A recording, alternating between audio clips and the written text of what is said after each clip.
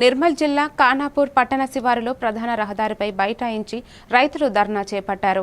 రైతులు ప్రధాన రహదారిపై ధర్నా చేపట్టడంతో ఎక్కడి వాహనాలు అక్కడ నిలిచిపోయాయి.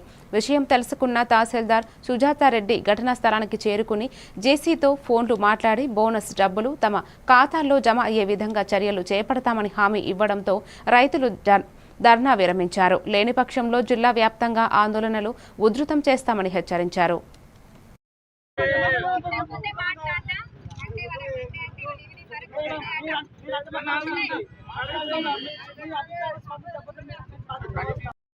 ఈ రోజు ఈ ధర్నాకు దిగడానికి ముఖ్య కారణం యాసంగి ధరలు కానీ పోయిన సంవత్సరం యాసంగి ధరలు బోనస్ ప్రకటించడం వల్ల ఈ రైతులందరం కలిసి ఆ రైతులు కానీ ఎవరు కూడా రాలేదు. పోలీసు అధికారులు వచ్చింది తప్ప మీరు కనీసం మేమైతున్నా కూడా ఇప్పటికి కూడా రాకపోవడం మాకు చాలా బాధాకరం. వెంటనే మీరు రేపు ఈ సమస్యను పరిష్కరించకపోతే జిల్లా వ్యాప్తంగా మేము ప్రతి మండలాన్ని ప్రతి ఊరు నుంచి రైతులు అందరం వచ్చి ఖచ్చితంగా ఈ ప్రభుత్వ కార్యాలయం ముట్టేసామని చెప్పి మేము హెచ్చరిస్తున్నాం.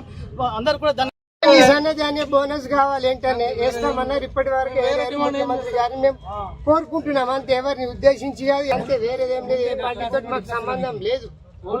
ముఖ్యమంత్రిని మేము వేడుకుంటున్నాం అంతే.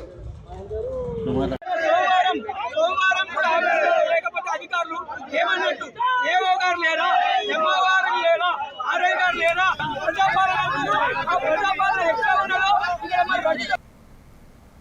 మెదక్ జిల్లా నార్సింగ్ మండలం సంగాపూర్ గ్రామ